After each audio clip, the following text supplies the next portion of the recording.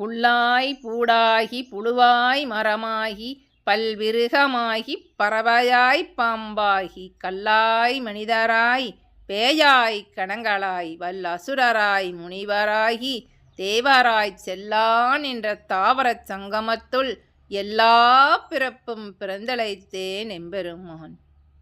இன்னைக்கு அந்த எம்பெருமான நைட்டு ஃபுல்லாக கண் விழிச்சிருந்து அந்த சிவபெருமானை வணங்கக்கூடிய மிகப்பெரிய ஒரு நல்ல நாளுங்க சிவராத்திரி. இந்த சிவராத்திரியில் சிவபெருமான கண் விழிச்சிருந்து சிவபெருமானை வழிபடுங்கள். மன அழுத்தத்தை குறைங்க. இன்றைக்கி எத்தனையோ பேர்த்துக்கு வேலை அத்தனை வேலை இருக்குதுங்க. ஒரு மனிதருக்கு ஒரு வேலை 2 வேலை இல்லைங்க, பல வேலை ஒரே டைமில் செய்ய வேண்டியது இருக்குது. அதனால் மன அழுத்தங்கள் நிறையா வருது. பல மனிதர்களை சந்திக்கிறோம்.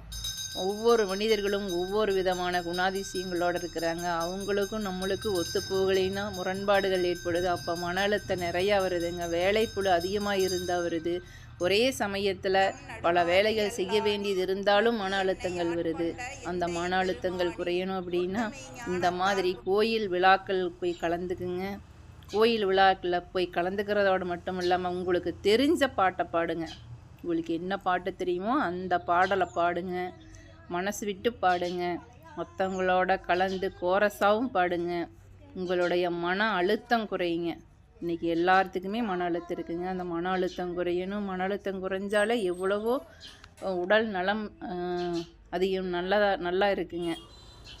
மன அழுத்தத்தினால தான் நிறைய பிரச்சனைகள் வருது.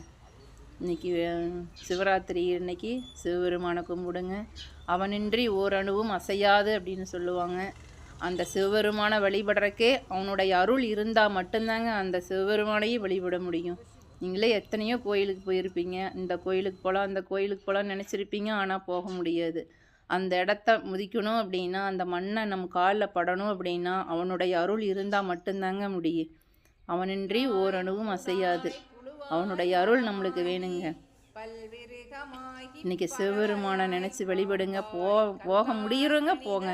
போக முடியல, பணி நிமித்தம் வேலை அதிகம், போய் அங்கேருந்து நம்மளால் சாமி கும்பிட முடியாது அப்படின்னு நினைக்கிறவங்க வீட்டிலிருந்தே இறைவனை நினச்சி தரிசனம் பண்ணுங்க. இறைவனின் நாமத்தை சொல்லுங்க. இறைவனுடைய அருள் நம்மளுக்கு கிடைக்குங்க. பஞ்சபூதங்கள் 5ன்னு பெரியவங்க சொல்லியிருக்காங்க. அந்த பஞ்சபூதங்கள் நம்மளுடைய மனிதர்களுடைய ஒவ்வொரு தேவைக்கும் நாம் உணர்ந்து செயல்பட்டால் உதவுங்க. அந்த பஞ்சபூதங்களும். நமச்சிவாய வாழ்க.